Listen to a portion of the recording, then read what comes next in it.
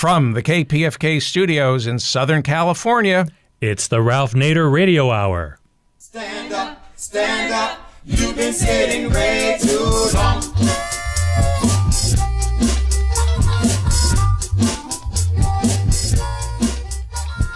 Welcome to the Ralph Nader Radio Hour. My name is Steve Scrovan, back with you this week and for the foreseeable future. I'm sure you're all happy about that. My co-host is David Feldman, and the man of the hour is Ralph Nader. On today's show, we're going to be talking about protecting your right to have your day in court with the executive director of the new Museum of Tort Law, Mr. Rick Newman. We will also hear, as always, from the corporate crime reporter, Russell Mokhiber.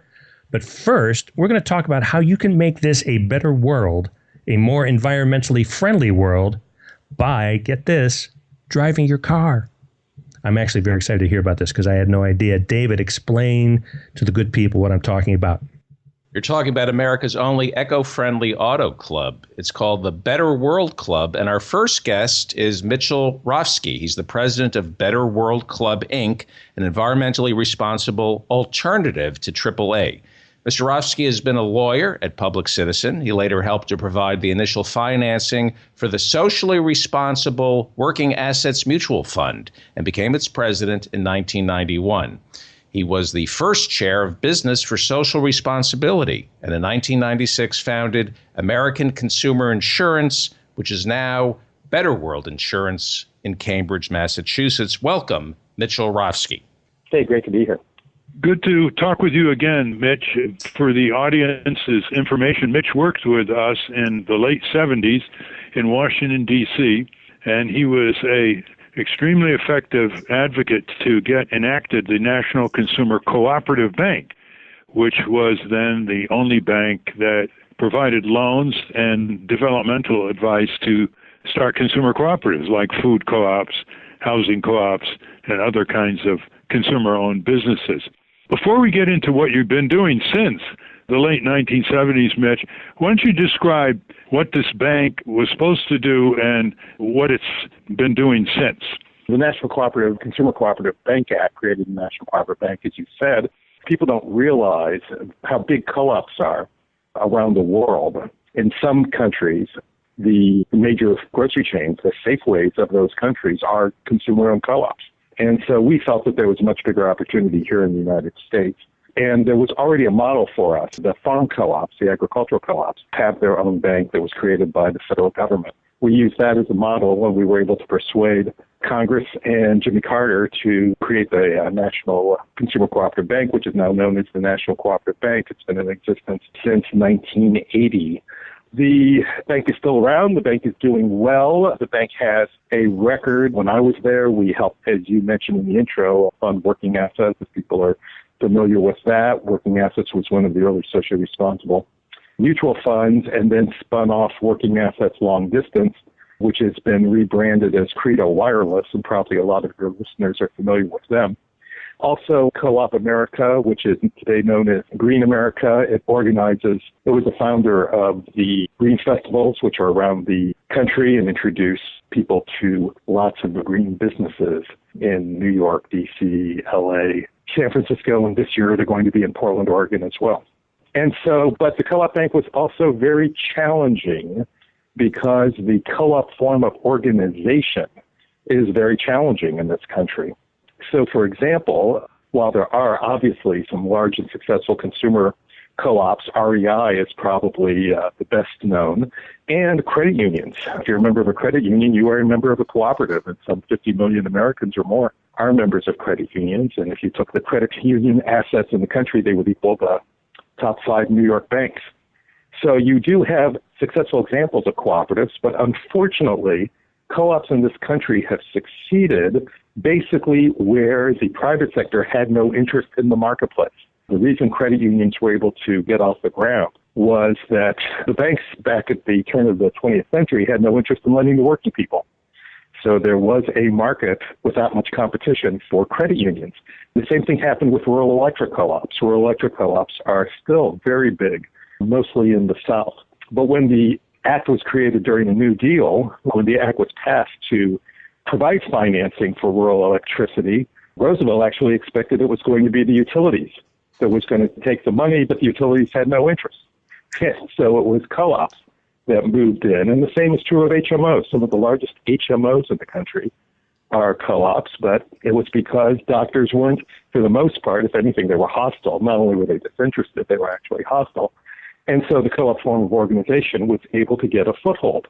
But as we can see, when conventionally structured corporations are interested, the competition is very tough for consumer cooperatives. The most obvious example is natural foods. In the 1960s and 70s, co-ops created the natural foods industry, and then got not completely wiped out, but have shrunk an awful lot. An awful lot of co-ops have gone out of business since the 1980s. Another example, of course, is everybody's familiar with Costco.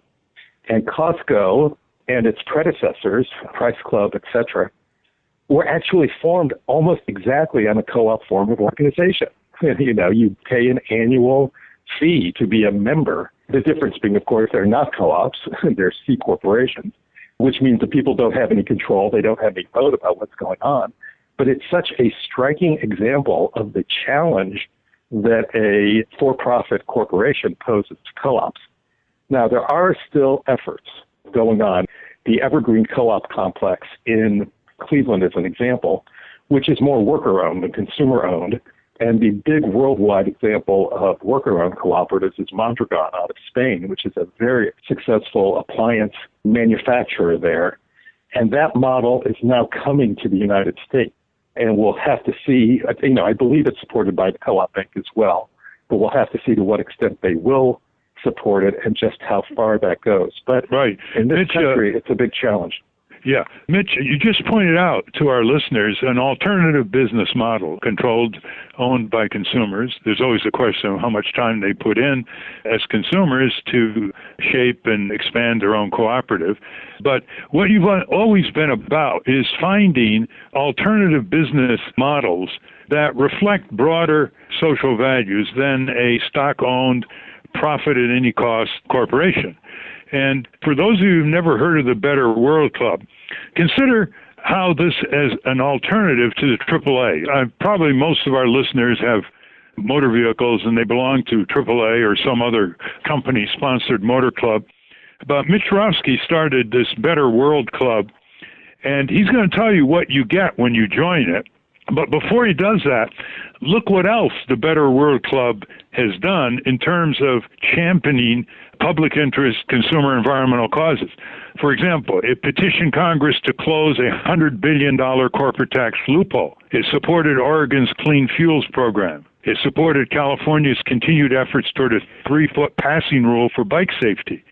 It pushed for non-corn ethanol production. It encouraged members to participate in Bike to Work Week. It spoke out again against and asked its members of the Better World Club to oppose the Keystone XL pipeline. It began offering bicycle accident and liability insurance to help protect cyclists nationwide. And in 2010, for example, the Better World Club opposed Prop 23, which would have suspended California's greenhouse gas emission laws. In 2009, it joined the American Sustainable Business Council. It's continually blazed new ways. It was the first auto club to publicly acknowledge and offer partner benefits to LGBT couples. And it supported a Massachusetts proposal, get this, to legalize pay-by-the-mile auto insurance, where your auto insurance premium reflects only how much you drive, how many miles you drive. I say this all, Mitch, because this is an amazing performance as an alternative to the AAA, where we have had over the years a lot of trouble with AAA. When I was pushing for auto safety in the 1960s, the AAA clubs sided with the auto companies. In fact, the Michigan AAA was controlled by the auto companies. It's always pushing and trying to drag the AAA into representing motorists instead of insurance companies, which they are in some states. They sell auto insurance, or they represent or are very close ties with the auto companies. So having given all this background, what do people get, Mitch, when they join the Better World Club, and give the particulars of that? Well, first of all, thank you for going over that list. And let me just step back for a moment and say that we created Better World Club because after Working Assets was sold, I took those principles, started applying them to insurance, and the environmental community approached me and said, can you help us out with AAA? We fight them all the time. They're part of the highway lobby. And I said, well, gee, maybe we should be competing with them. And that's how Better World Club got started. And as you have pointed out, we fight with them on everything from greenhouse gas regulation of automobiles to bike lanes. They're against bike lanes in much of the country. And so I'm glad you pointed out all of those issues, but one in particular, which was how they sided with the oil companies in California to not raise royalty rates, oil drilling. I mean, it's such an example of, like you said, where they will support and get in bed with big business that has nothing to do with the interests of their members. They have tens of millions of members, too, who have no influence. Oh, yeah. No influence over their AAA club. Just like you're saying, they almost never tell their members what they're lobbying on. Here they put out a magazine every month, but it almost never includes what they're lobbying on, and they never ask their members what they should be lobbying on. So anyway, we contend with them all over the place. So with Better World Club, first of all, you get policy that you actually believe in. But on top of that, we give 1% of our gross to environmental cleanup and advocacy. We invented bicycle roadside assistance. We have the only nationwide bicycle roadside assistance. We give you a membership discount if you have a hybrid or electric car. If you buy auto insurance from us, we give you a carbon offset for your first 2,000 miles of driving. We have hotel and rental car discounts with deeper discounts on green hotels and green rental cars. And then, of course, we provide the basic roadside assistance. We have 2 memberships, basic and premium. The basic gives you 5 miles of towing and all the other services that you might need if your car breaks down. And then with premium, it's up to 100 miles of towing at no cost. Now, how much does all this cost for a motorist? We are less expensive. AAA is a federation of regions. So every region has a different price, and we are cheaper than almost all of them. And when we're not, we'll match their price. But our standard price is $57.95 for basic for one member, and then it's $92.95 for premium. And how do they get in touch with you? How do they get in touch with you if they want to find out more or they want to join the Better World Club? Well, of course, the easiest thing to do, as everybody knows, is just to go online to betterworldclub.com. You can join right online. You can also take a look at our e-newsletter, Kicking Asphalt, or you can call us, 866-238-1457. Do you want to repeat that? 866-238-2337. So you can either call us and join, or you can join right online. So, Mitch, I'm in Los Angeles. My family has 3 cars. AAA has been pretty thorough. I can just sign up with Better World Club, and they've got the coverage. They can find me anywhere in Los Angeles where I'm broken down. Oh, yeah. Nationwide coverage, and we cover Canada. Wow. And you're covered in any car. You don't even have to be in your own car. So we cover the person, not the car. I'm buying a car just to join. Mitch has suggested people who already belong to Better World Club, they give it as a gift. They give membership as a gift at various times of the year to their friends, neighbors, or co-workers. I'm about to ask Mitch a very embarrassing question, but David, do you have a question, or Steve, another question? Well, I just want to know, I've got AAA now and I've had it for years. If I get out of AAA, what is my incentive aside from the moral one to get out of AAA? Well, first of all, if you cancel with AAA, they will give you your membership back prorated. And so you can switch to us at any time. And then, of course, the incentives are just, as we've already noted, your values are being represented. AAA does not represent your values. And so your values are being represented on policy and legislation and so on. But then if you have a hybrid or an electric, you're going to get a discount. If you have a bicycle, you can cover it. We have a whole variety of services that AAA doesn't have. I'm amazed, and I've talked with Mitch about this. This is such a spectacular model for motorists to belong to. I asked him, why aren't millions of people moving out of AAA and moving into Better World Club? And I'm fully aware of how hard it is for consumers to talk with their feet. It's very hard for consumers who hate the big banks that they do business with just to quit and go to a credit union or go to a small community bank. There's a sluggishness there. All right, taking that into account, why is it that people are not flocking to the Better World Club? And is there anything AAA offers, like rating hotels or whatever, that you don't offer? Can you explain? This is a real puzzle for me as to why this isn't happening faster. Well, there's two reasons. The first is we've never had the marketing money that we need to really go up against them as strongly as we would like to. Obviously, we do advertising. You can find us in Sierra Club's magazine, Sierra, and a number of Odd Car Talk, and a number of other places. We've never had the multi-millions of dollars that you would need because AAA is one of the largest companies in the country. I mean, it really is David and Goliath. I mean, they are huge. They have 40 million members? 40 million members? Oh, they're over 50 million members. Right. They are a Fortune, if I remember correctly, they have billions of income. They're a Fortune 1000 company. So you just start with that. But the other thing that we do have to acknowledge is that unlike when working assets long distance competing with AT&T, nobody liked AT&T. AT&T had a terrible image, so people were open to switching right away. But AAA does not have that negative an image. And of course, what we all provide is roadside assistance that people worry about, that it's going to be delivered.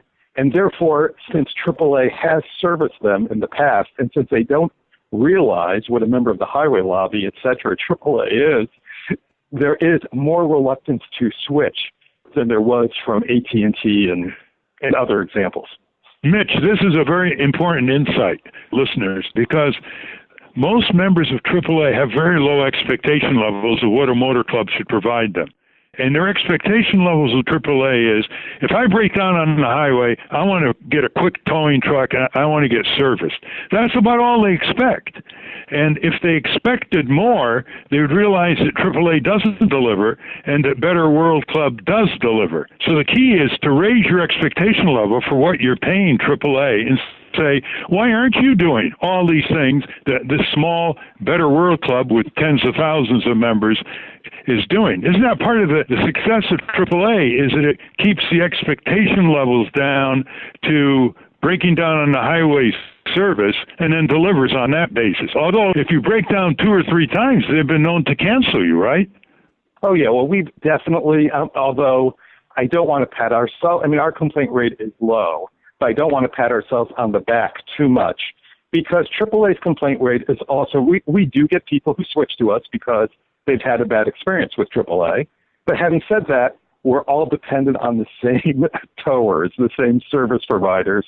And therefore, in this industry, there are going to be complaints.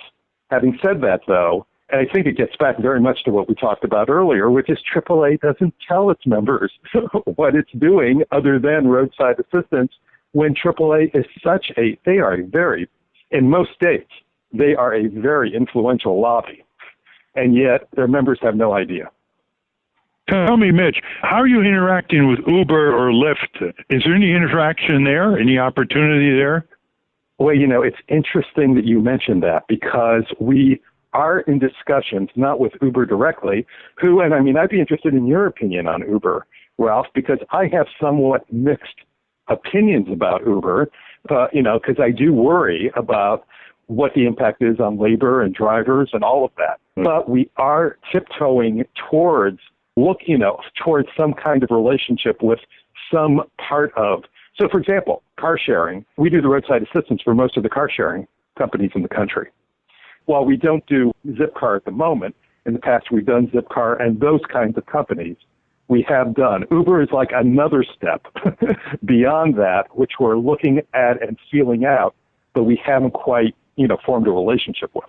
Uber is very troubling for some people like us because they are replacing full-time jobs with part-time jobs, and they want to get rid of the part-time workers with driverless cars. They've got a big research capability in Pittsburgh on that, and there are a lot of other troubles with the way Uber has been operating and swinging its weight. But having said that, I want to talk to you a bit about social responsibility in corporations. Just before we get into... Ralph, let me interrupt you just very briefly with two things. One is our phone number, and we can repeat it at the end again. Okay. But our phone number is 866-238-1137. 866-238-1137.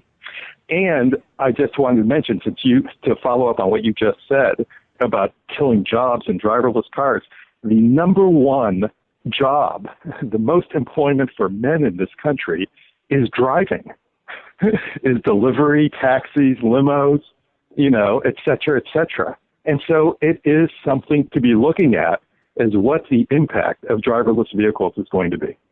Better World Club has also signed the business statement in support of government by the people, along with leaders from other modeled corporations like Seventh Generation, Patagonia, Ben and Jerry's, Utney Reader, and Green America.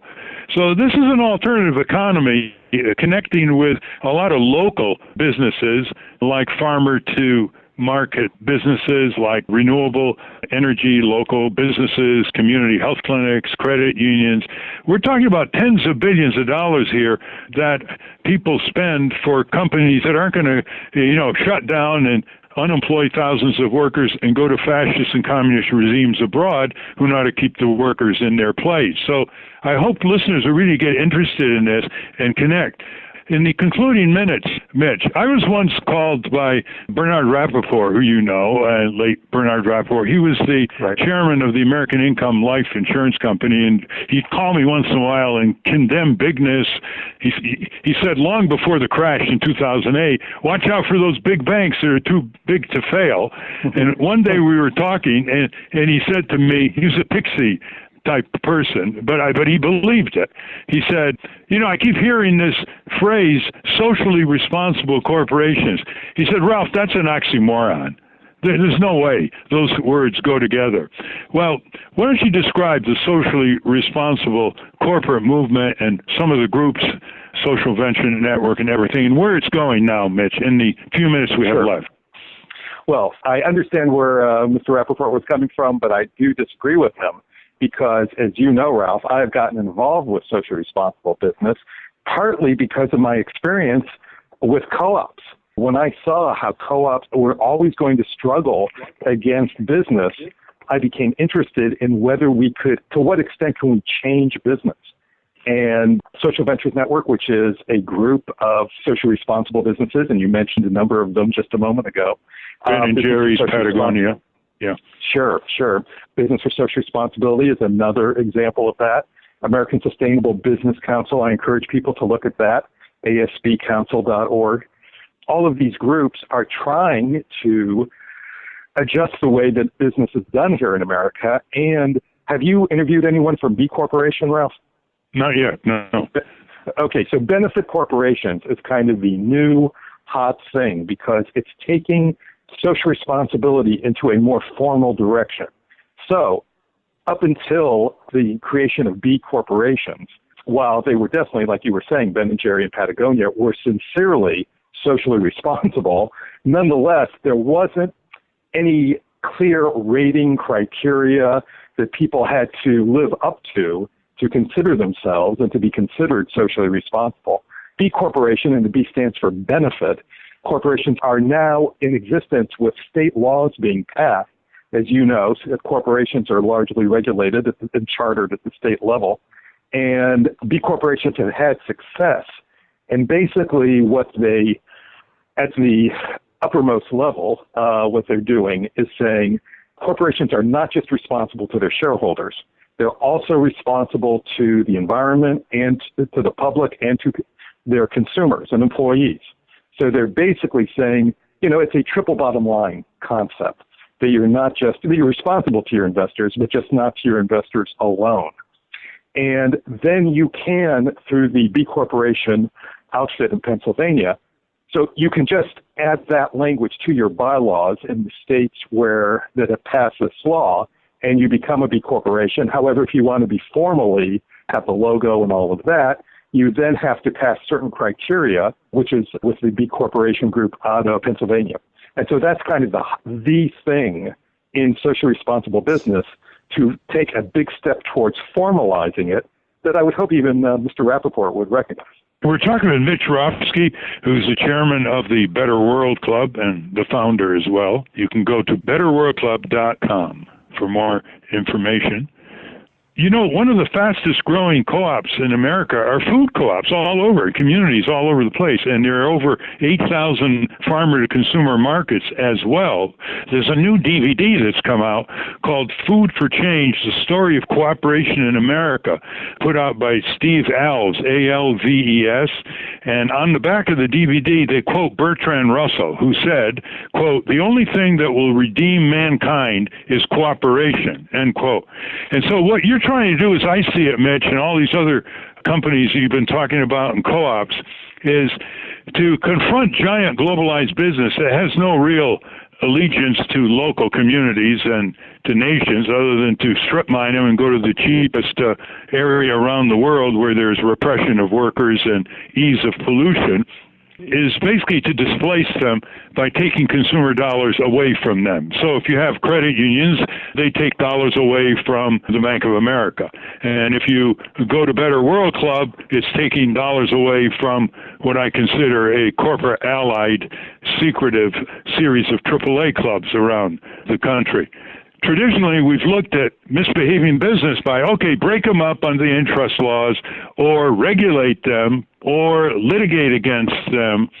I've always thought that displacement is the most single powerful way to cut these giant corporations down and either make them behave or they disappear, because the more consumer dollars veer over into these community businesses, which are described regularly by Yes Magazine, or to the kind of companies that Mitch Rofsky's just been describing, the weaker the giant insurance companies become, the weaker the giant banks become, the weaker the giant fuel companies become, because they're losing your dollars. So this is a very important program in that way. Is there any final message you want to send to the listeners, Mitch Rofsky? Well, I really, again, thanks a lot for having me on. I really hope people will check out Better World Club, betterworldclub.com. And I hope at the very least people will take a look at our newsletter, Kicking Asphalt, because you can sign up for that without being a member, and that will give you information on these issues. But we really hope you will become a member and check us out for auto insurance as well. And then, like you were saying, Ralph, I hope that people will also take another step and look at all these, what's going on, both with co-ops and socially responsible business, and check out the various organizations that we talked about, whether it's B Corp, whether it's American Sustainable Business Council, whether it's Social Ventures Network, and to see, I mean, what you just laid out, Ralph, you're absolutely right. The marketplace does work. Now, my standard line on this is that conservatives believe that the marketplace is perfect, socialists believe the government is perfect, and liberals, progressives believe it's the interaction of the two, that neither is perfect, and that we need both government and the marketplace.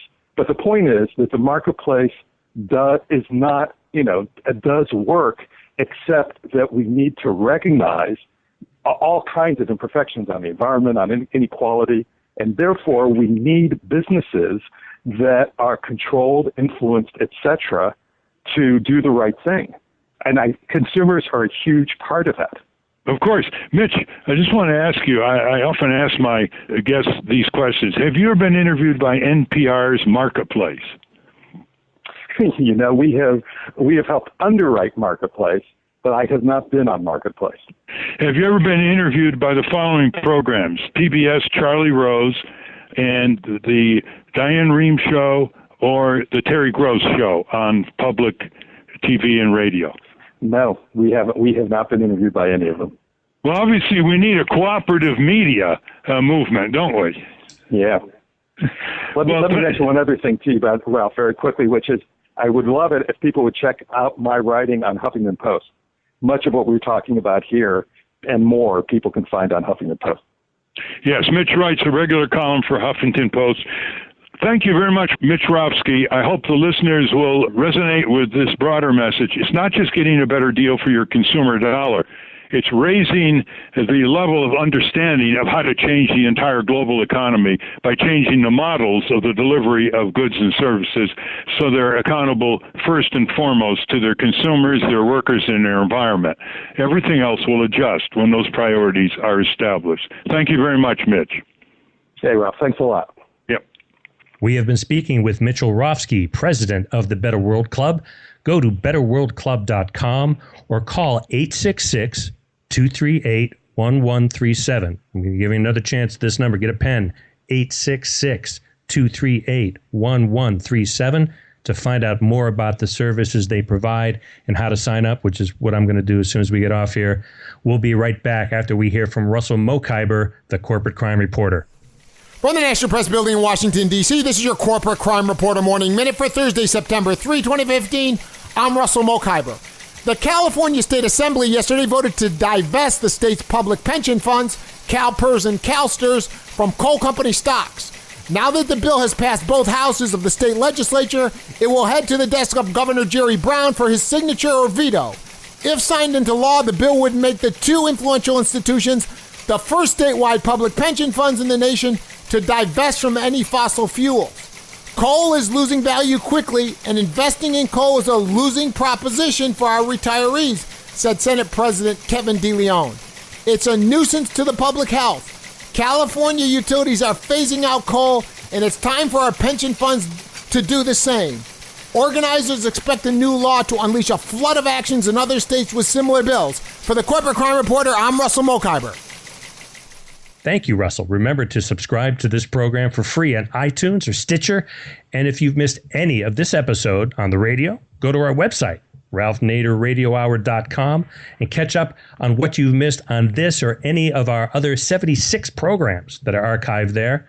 And while you're there, click on the link that will take you to Ralph's latest book, Return to Sender, Unanswered Letters to the President, 2001-2015. David? Far too many Americans believe our courts have been clogged by lawyers filing way too many frivolous lawsuits. The term trial lawyer has been turned into an epithet by politicians courting donations from big business. Well, our next guest thinks otherwise. Rick Newman is not only a former trial lawyer, but was once president of the Connecticut Trial Lawyers Association and has just been chosen to be the executive director of the American Museum of Tort Law, whose president is our very own Ralph Nader.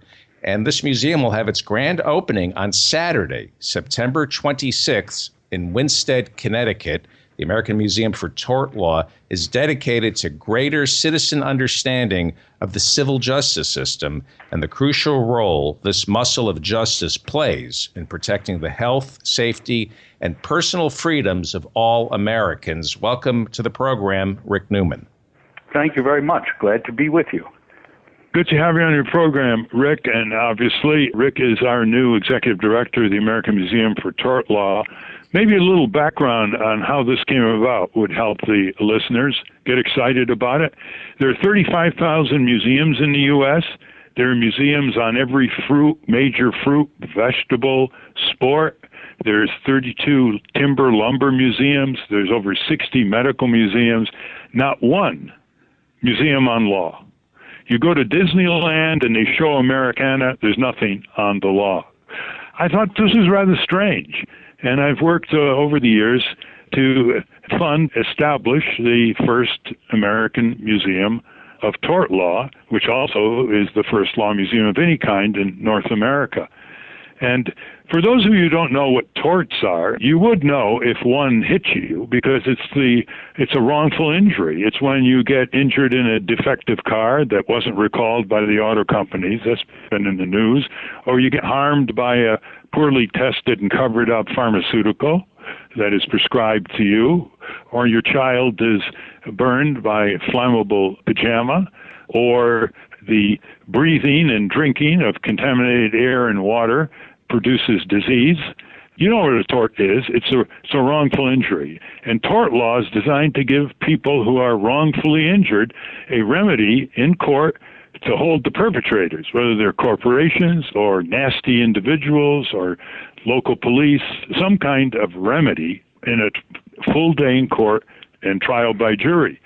The trial by jury is based on our Seventh Amendment, and our founding fathers really took that seriously. In fact, the colonists who revolted against King George III had a list of complaints, and we'll all remember the first one was taxation without representation. And high up on the list was that King George, they feared, was going to take away their right of trial by jury of their peers in their community.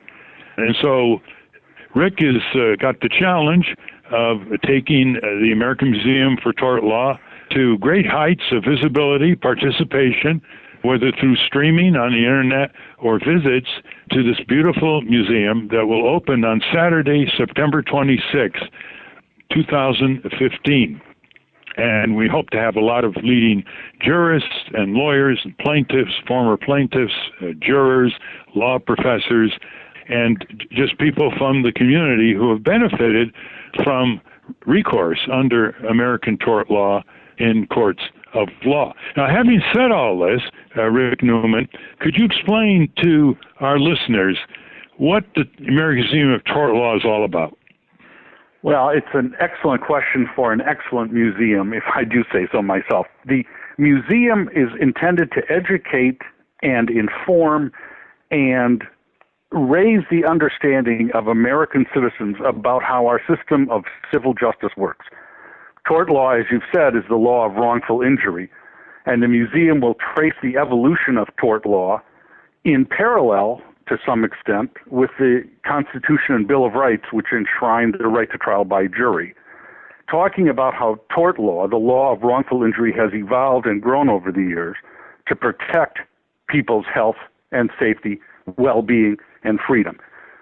We have cases that made a difference, and we have precedent-setting cases.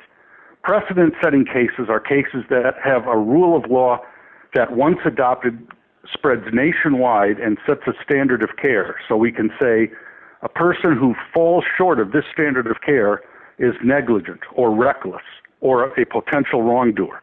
And when that action causes injury, the injured person has the right to trial by jury, to seek recourse and compensation for the injuries. So we look at precedent-setting cases and cases that made a difference.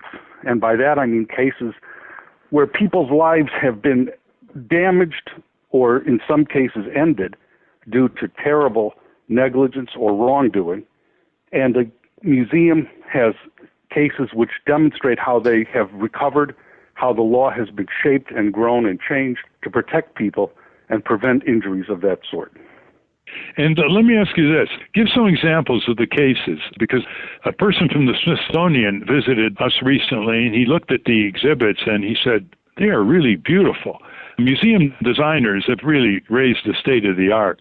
Why don't you describe what experience visitors to the museum will have in terms of some of these famous cases? Well, some of the cases that people will know or should know is, among them, the tobacco litigation cases, where litigation, and it was a long, complex evolution. The tobacco companies stonewalled for years, concealed that they knew that tobacco was harmful, causing cancer and hundreds of thousands of deaths. And it took a long time, but finally the system worked. And so visitors to the museum will get the history of how the tobacco litigation went forward and held the tobacco companies accountable, resulting in the fact that you don't see ads for tobacco on TV anymore. And there are no longer cigarette ads aimed at children in the way that Joe Camel used to be aimed at them. So that's one example where visitors will get a real education about how the system can work, not just for an injured individual, but for society as a whole. There is also a case that I think is going to be very interesting because so many people have heard the distorted version of it, and that's what is commonly called the McDonald's coffee case. And the common myth that has grown up is this woman spills hot coffee on herself and gets $1 million from McDonald's, as though somehow she had scammed the systems and had profited from her own carelessness. Well, visitors to the museum are going to have their eyes opened when they learn the real facts of the Stella Liebeck versus McDonald's case, about the fact that McDonald's knew that their coffee was dangerously far too hot to sell safely, that McDonald's had had several hundred prior burn cases from the very hot coffee that they were selling, that Stella Liebeck offered to settle for a nominal sum, and that McDonald's refused, that the jury heard all the evidence, saw graphic evidence of the burn she had suffered, which required skin grafts, and ultimately returned a verdict that included punitive damages, which represented only 2 days of McDonald's coffee sales profits. This was a case where, despite the common myth that has grown up, where the system worked, where the jury deliberated thoughtfully and carefully, and returned a verdict that was a good verdict. Unfortunately, the judge had to reduce the verdict because of laws that limited the amount of damages that a jury could award. But notwithstanding that, it's a good example of a case that worked. And despite that, at the beginning of the program, we heard how lawyers and the system of justice have been attacked. This is a good example. Despite the fact that it was a good case, it's been distorted. Rick, when the jurors filed into the courtroom to start this case with the judge, they were all very skeptical about the plaintiff's claim against McDonald. But the evidence was pretty overwhelming, because why did McDonald raise the temperature higher than its competitors selling hamburgers around the country for its coffee? Because it wanted the coffee to remain hot longer on the highway when the motorist drove away. So there was a commercial interest in taking the burn rate from a number of seconds into just a few seconds, right? Which, of course, was the kind of evidence that burn experts presented before the court. Tell our listeners a little bit about the apartment building and the woman who was assaulted in Washington, D.C., and the kind of law that was established to have a standard of care for all owners of apartment buildings all over the country. Well, that's what I was saying about how these cases are often, the case may be brought by an injured individual, but the principle of law established benefits people all across the country. And that's the sort of case that we call defective or unsafe premises, where a woman was in an apartment complex where there was evidence that there had been prior break-ins, unsafe conditions, and despite knowing that, the landlord did not have adequate security protections in place. And of course, bad things happened. The woman suffered significant injuries, brought suit, and the landlord was found liable because he knew or should have known that this condition was unsafe because there was a history of prior assaults, prior injuries. He should have taken reasonable precautions and didn't. And that became a rule cited around the country where people are entitled to assume that when they go into a common area, such as a shopping mall garage, or into an apartment building, or in their own apartment, that there will be adequate protection to prevent third parties, burglars, criminals, attackers, rapists, from getting to them. And so landlords can take a lesson and learn, and as a result, people around the country are safer. And this is what is called the deterrent effect of a single case, where now landlords all over the country know there's a duty of care to secure the premises so intruders do not come in easily and assault, harm, or damage property. The law of torts not only provides compensation for injured people who are wrongfully treated, but it discloses a lot of information that other government agencies pick up on and deters unsafe practices. I remember years ago, Rick, when I was in Washington pushing for auto safety, Senator Gaylord Nelson got hold of the depositions and evidence in a tire defect case that motorists brought against a tire company in Akron, Ohio, and he was so impressed by the lack of inspection and the lack of care by this company that he introduced the Tire Safety Act, which was eventually enacted into law. So a lot of times, legislation that establishes across-the-board safety nets for people comes from a case here and a case there. Why? because trial lawyers are often the first responders. They're the first people who, in effect, subpoena these companies and force them to disgorge their files, like the ignition switch scandal with General Motors or the sudden acceleration scandal with Toyota recently involving millions of their cars. And then maybe EPA, Environmental Protection Agency, the Occupational Safety and Health Agency, or the National Traffic Safety Agency pick up and say, hey, maybe we should recall these cars. Let's look into it. Maybe we should establish safety and health standards. So that is the overall significance of what the American Museum of Tort Law wants to convey, and we hope in a stage 2 expansion we have a full-size courtroom in order to reach around the country and around the world. Now, opening day is very exciting. There's a lot of national media, regional media interest. How can people participate? How can they come to the convocation and be part of all this exciting ceremony? Well, it's not only being part of the ceremony. There's going to be a convocation in Winstead at the Gilbert School, but there's also going to be the opportunity to preview and go through the museum after the ceremony ends. And people who are interested, and we welcome come one, come all for an interesting and informative day, they can respond by either calling the following telephone number, 202 is the area code, 387-8034, or they can RSVP online at tortmuseum.org. Tort Museum is all one word, .org/RSVP-form, F-O-R-M. And I think it's going to be a fascinating day. We've got dignitaries of all kinds. We have judges, politicians, and people in the public. So I'm hoping that many people will come and be educated and entertained. It's going to be an interesting experience. Have them call or RSVP. One thing, Rich, that people will learn about all the deceptions and falsehoods about the civil justice system. One is there's not a tort litigation explosion. To the contrary, the restrictions that have been passed in state legislatures by insurance and other corporate lobbies have actually resulted in a decline in product defect cases and medical malpractice cases. Another deception is that the American people are sue happy. Nonsense. There was a study by 2 University of Wisconsin law professors, Galanter and Rogers, who showed that people in the 1840s filed more civil lawsuits of this kind per capita than they do today. It's not easy to win a case as a plaintiff up against Exxon or Pfizer.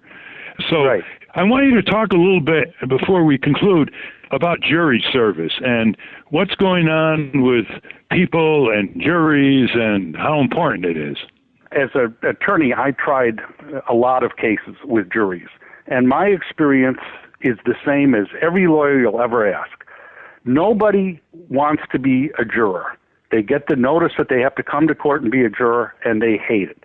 And at the same time, every single juror who serves, whether the case is won or lost, every juror thinks it's one of the best experiences of their life because it's a chance to truly participate in the government in this country, for the people to make a decision.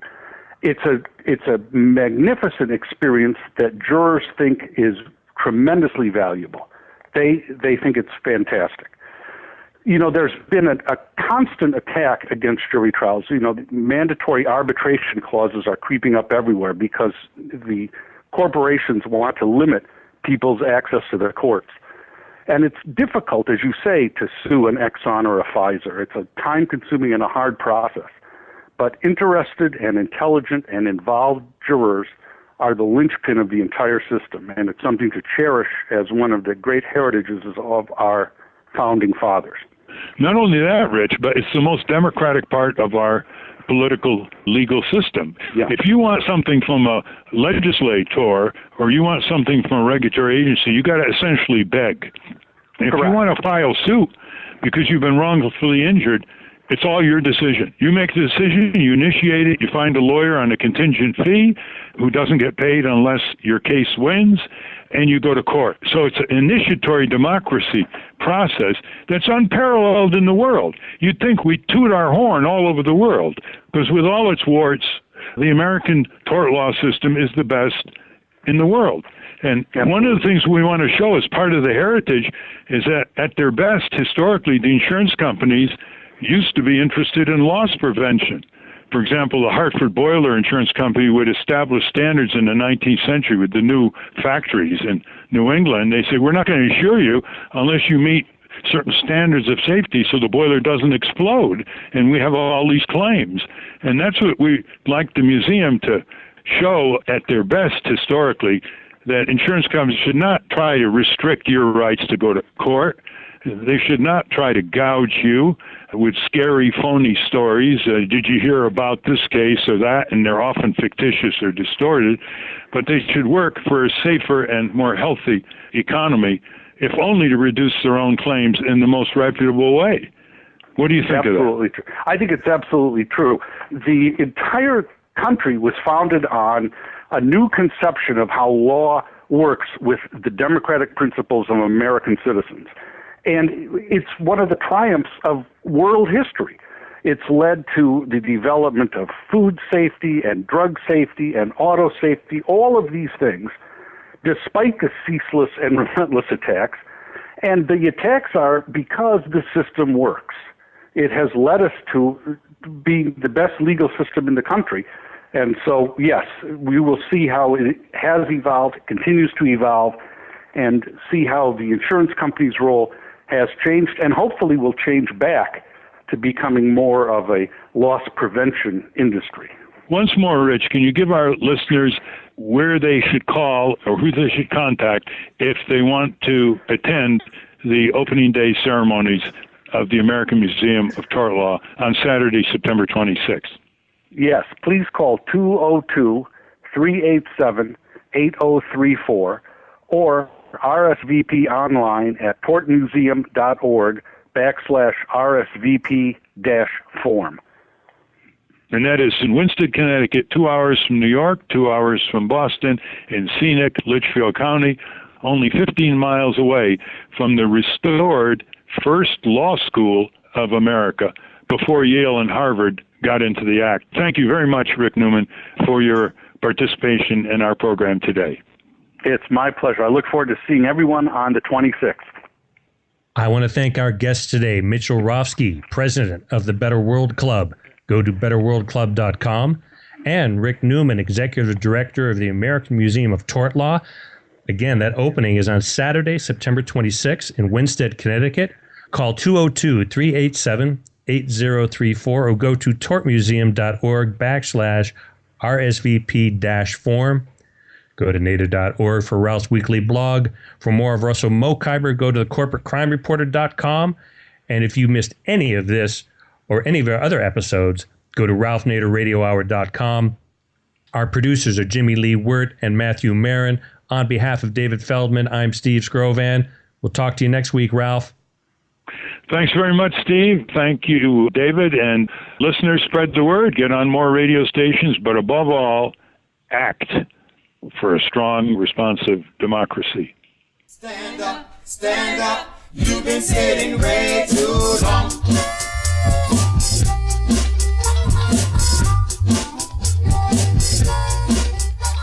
From Pacifica, you've been listening to the Ralph Nader Radio Hour, www.nader.org. Special thanks to John Richard, Matthew Marin. Our graphic designer is Jimmy Lee Wirt. Our editor is Jimmy Lee Wirt. Our board operator is Jimmy Lee Wirt. Oh, what the hell. Let's make him our producer. Our producer is Jimmy Lee Wirt. And thanks to our executive producer, Alan Minsky. And most importantly, special thanks to Mr. Ralph Nader, www.nader.org. Our theme music, Stand Up, Rise Up, is written and performed by Kemp Harris. If you're listening to the Ralph Nader Radio Hour as a podcast and would like to listen to it as a broadcast, call your local radio station and say, I want the Ralph Nader Radio Hour. He's Steve Scrovan. I'm Steve Scrovan. He's David Feldman. Until next time. Thieves in the temple, too much money changing hands. really very simple. Just make a list of demands. We demand freedom.